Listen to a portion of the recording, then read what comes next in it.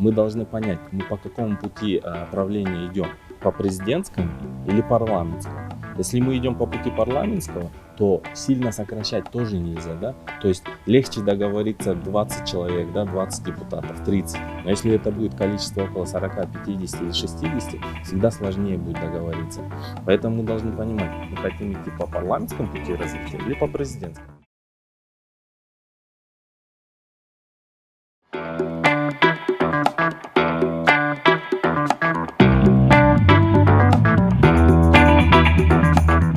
Саламатсыздар, урматтуу көрүүчүлөр. Биз Green-Gold соода борборунун администрациясында. Эмне үчүн деген суроо келсе, анда сиз бир аздан кийин көрөсүздөр.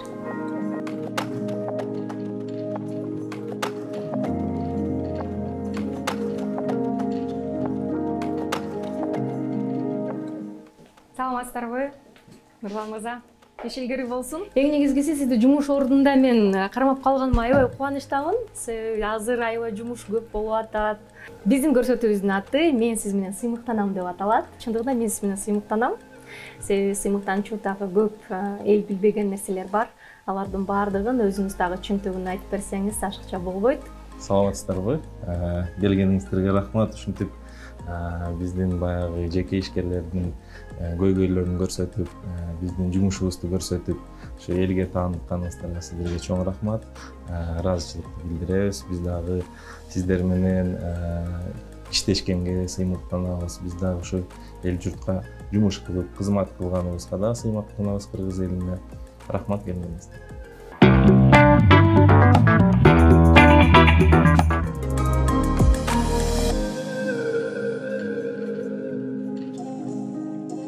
Ну, я думаю, что вообще предпринимательство, бизнес – это такая сфера, где очень много факторов влияет. Да?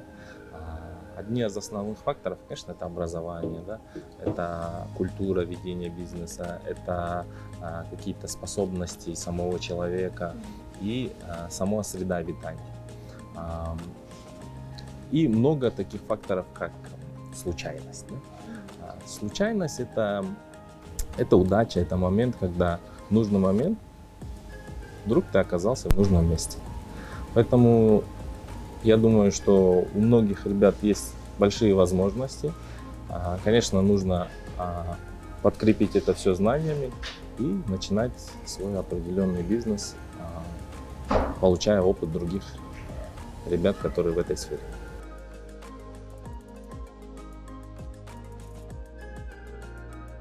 Менеджер это есть, управляющий, только, конечно, если мы имеем в виду, что менеджер это наемный сотрудник, да, и бывают управляющие, которые являются владельцами самого бизнеса.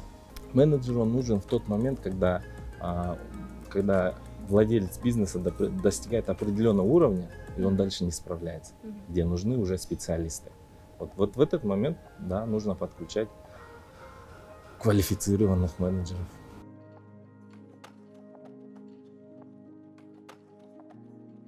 Ну, вообще, то есть создать социальное жилье не так сложно. Тем более, если сотрудничать с мэрией или там, с государством, да, то есть с правительством. Если правительство готово выделять земли, а у нас их очень много, да, то есть от Бишкека в северную, восточную, там, западную часть, в Аше, в Джалабаде, не обязательно строить здесь, в Канте, там, в Токмаке, в Карабалте, да, то есть строительным компаниям чего не хватает? Земли не хватает. Если дать землю, обеспечить готовыми клиентами, и государство это будет поддерживать, то есть это можно легко реализовывать и каждый год делать там, сотни, тысячи квартир для социальных служащих, госслужащих, да, учителей, медиков. Да, они будут выплачивать там по 4-5 тысяч сом в месяц. Это реально, да, вполне реально. Часть, конечно, строительные компании будут продавать, получать от этого выручку, а часть они должны будут тогда отдавать вместо земли, отдавать государству, где государство будет распределять эти квартиры. То есть это не сложно.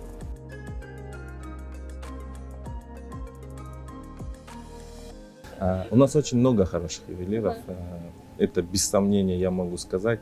Наши ювелиры могут сделать любое ювелирное украшение, но вопрос в первую очередь сырья, у нас нету золотого сырья. Хотя Хумтор вырабатывает тоннами их, да, но мы их не получаем ни грамма, да, то есть она полностью уходит за границу. Потом мы не можем справляться с турецкими там, или итальянскими или арабскими специалистами, потому что у них есть технологии, у них есть оборудование. Пока наш будет делать одно изделие, они могут 1000 изделий сделать, да? Соответственно, ценовая политика. Поэтому у нас 70% в Кыргызстане там, это турецкие изделия. Но у нас очень много хороших специалистов, они работают, они имеют свой рынок, своих покупателей. Их нужно только поддержать, да? Чтобы они, многие находятся же в тени, их нужно из тени выводить, нужно, чтобы они являлись полноправными партнерами государства, да? Могли оплачивать какие-то налоги, соцфонд, рабочие места создавать, трудовую книжку иметь, да. Но этого сейчас нету, потому что тяжело конкурировать с нашими зарубежными партнерами, поэтому здесь я думаю, что без вмешательства, без политики не обойтись.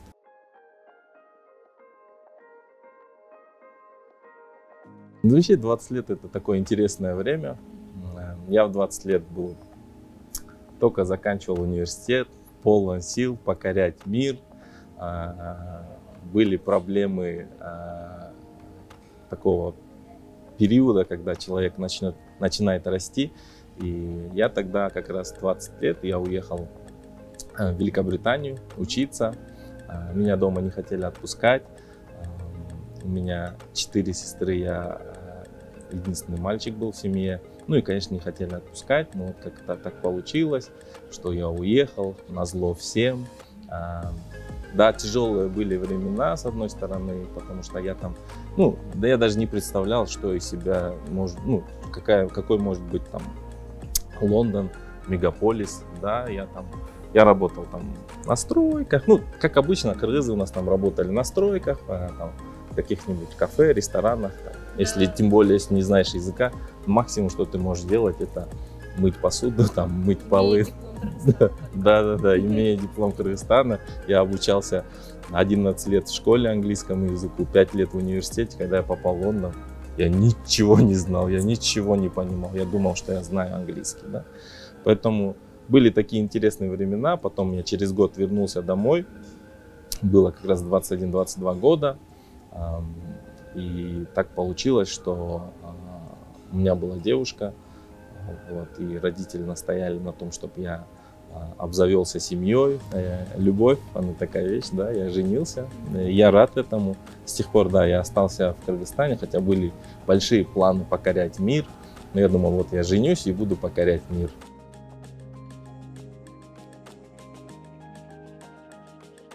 В любой сфере вначале всегда будет тяжело. Да? Мы понимаем, что будут плохие отзывы или же будут какие-то проблемы с экономической точки зрения. Но и входя в бизнес, и в другие проекты, я всегда это слышал, всегда говорили, да, бизнес это сложно, да, я понимал, заходил, работал, получал какой-то эффект. И здесь я хочу попробовать и использовать свои знания, чтобы поменять что-то. Вот. И, конечно, меня мои единомышленники позвали в партию, предложили попробовать. Я с ними согласился. У нас взгляды одни были, поэтому мы хотим в команде попробовать улучшить что-то. Үй бүлөмдү абдан жакшы көрөм. Мен 5 балам бар, 4 эркек, 1 кыз. Келинчегим, ата энем менен чогуу турабыз биз бир үйдө. Анан кийин мен 4 жыл бала бакчада орус тилде, 11 жыл мектепте орус тилде, 5 жыл жогорку окуу жайында орус тилде окуп жүрүп, кыргыз тилинен ушу менин оюмча кыргыз тилине көп проблема болгон да. Ошо проблемаларды азыр чечиш үчүн мынакей мен 2090-жылдары биз Бишкекке көчүп келдик Токтогулдан. Ошондо Бишкекте 2 же 3 кыргыз мектеби бар болчу. Ошонун бирөөсүнө мени албай коюшкан. Ошон үчүн кичине орус мектепте окуп, тилим кичине орусча бурулуп калыптыр. Бирок мен балдарымды өзүм дагы баягы ата энебиз менен үйдө кыргызча сүйлөшөбүз. Балдарым кыргыз мектепте окуйт. Ошого дагы кыргыз тили өнүгүп келатканына дагы сыймыктанам. 90-жылдары же 2000-жылдары ситуация башкача болчу. Азыр кичине өзгөрүп келатат. Я являюсь членом Rotary Club. Как член Rotary Club, вообще как Rotary Club, мы делаем очень много вещей, полезных программ для того, чтобы поддержать детей, людей с ограниченными возможностями, матерей-одиночек. Да? Там очень много проектов, я там пройдусь по нескольким, там «Подари корову», школа, инклюзивная детская площадка. Да? То есть, ну, и вот с этой пандемией мы вместе с командой, то есть это не моя заслуга однозначно, это заслуга команды. Вместе с командой мы сделали, я думаю, очень много работы. Привезли лекарства с России в тот момент, когда не было лекарств. Потом привезли концентраторы, раздали по больницам. Вот. Но это были такие срочные мелкие проекты. А сейчас работаем над проектом, чтобы построить детскую инклюзивную школу, где дети с ограниченными возможностями будут учиться с обычными ребятами вместе. Есть такие проблемы, которые вообще кардинально меняют жизнь. Да? То есть без проблем вообще жизни не бывает. И я вообще не тот человек, который рассказывает свои личные проблемы, потому что в нашем обществе это показатель того, что человек слаб или еще что-то. Да? Но в качестве примера и быть примером для других хотелось бы, да, остановиться на некоторых из них. Одна из таких переломных моментов, наверное, было то, что у меня второй ребенок родился с проблемами здоровья. Он болеет ДЦП. До сих пор ему уже 13-й год пошел. И вот с тех пор мы 13 лет сталкиваемся с проблемами с того, чтобы поставить на ноги этого ребенка.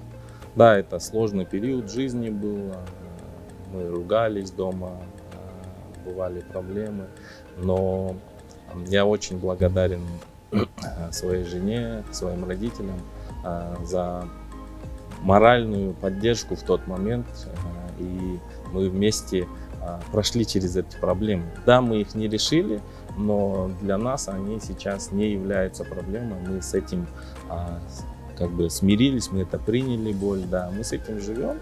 И у меня сейчас 5 детей, и я считаю себя очень счастливым отцом, мужем, сыном и сыном вообще своего народа.